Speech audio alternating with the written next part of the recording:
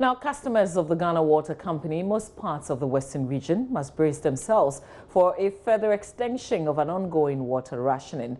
For decades, the region has been experiencing acute water shortage during the dry season, which drastically affects daily water production.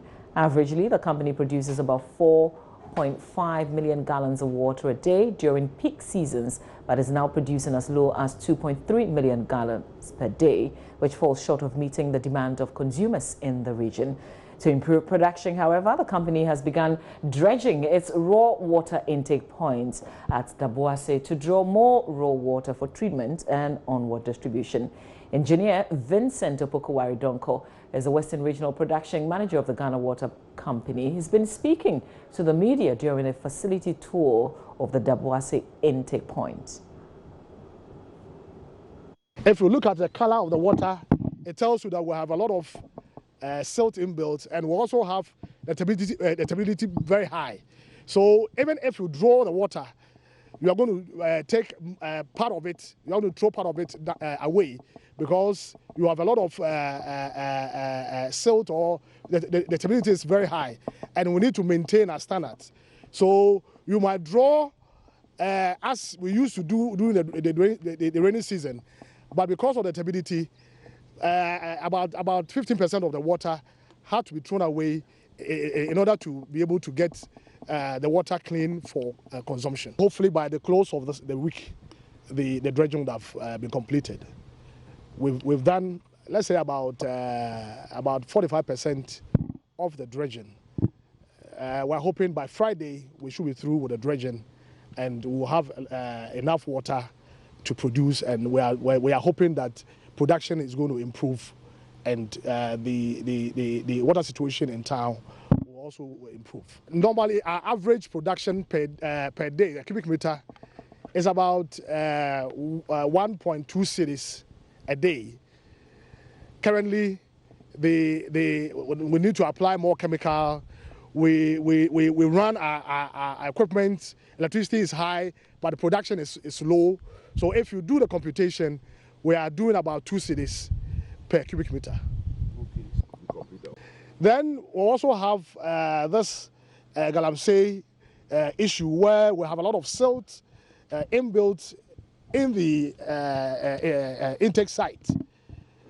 As this galamsey activities is going on, it brings along a lot of silt, and they come to deposit at our intake. So we need to take these silts out so that we can get a lot of water to be able to produce. We should also know that now, because of the dry season, we're not getting inflows. So the water that we have there, as we draw, definitely it will go down.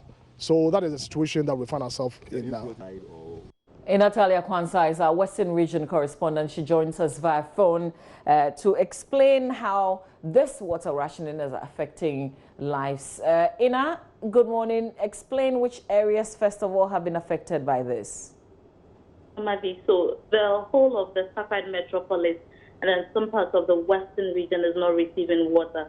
For example, Windy Ridge, a suburb of Sekondi Friday, from last week had not had a drop.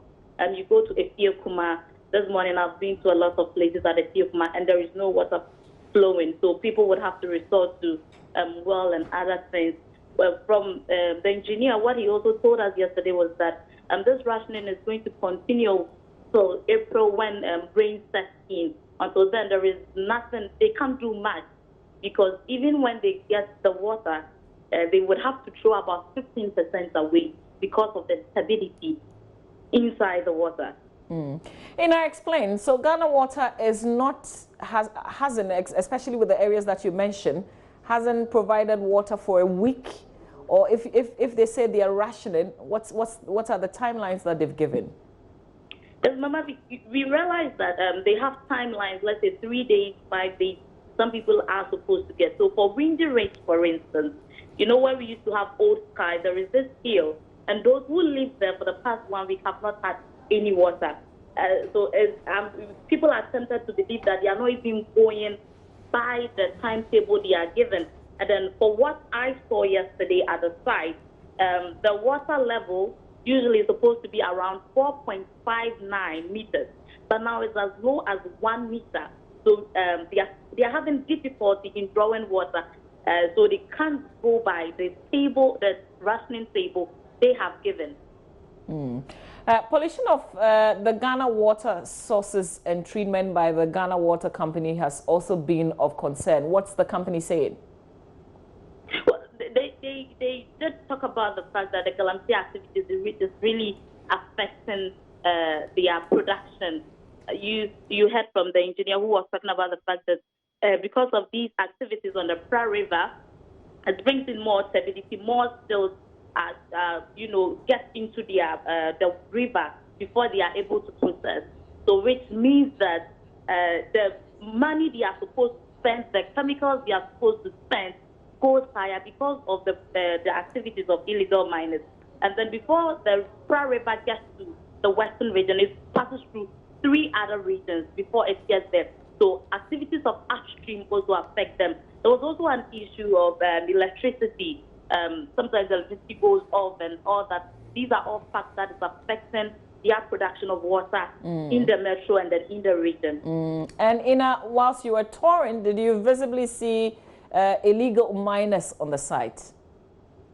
Mama, before where we went, that is the Abuasi intake point. We didn't see them, but from the color and then from what the engineers explained to us, they are just trying to tell us that indeed the Galamsey activities is affecting them, but we didn't see any illegal miners from where we went. That is the Abuasi intake point. So we're watching the videos. Explain to us, so this particular place where they took you is their intake point. What do they do there exactly? So Mavi, this is where they draw the water, and then there is this structure from the video. You will see that there's a structure up there where the water passes through. This is where the production goes.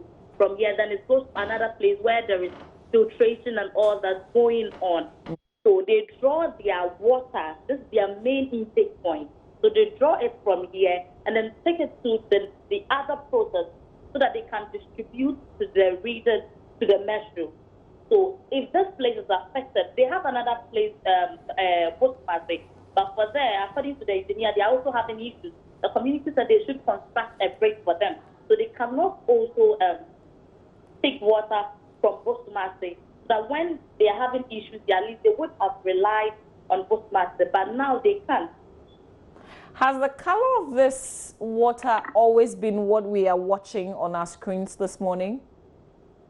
Well, maybe for some time, it wouldn't be like this if it's not because of the dry season and then the activities of illegal miners. During the peak season where we have a lot of rains in there, it's a bit better than what we are seeing on our screen. Well, Natalia Kwanzaa will leave it here. That's our Western Regional correspondent, Natalia Kwanzaa.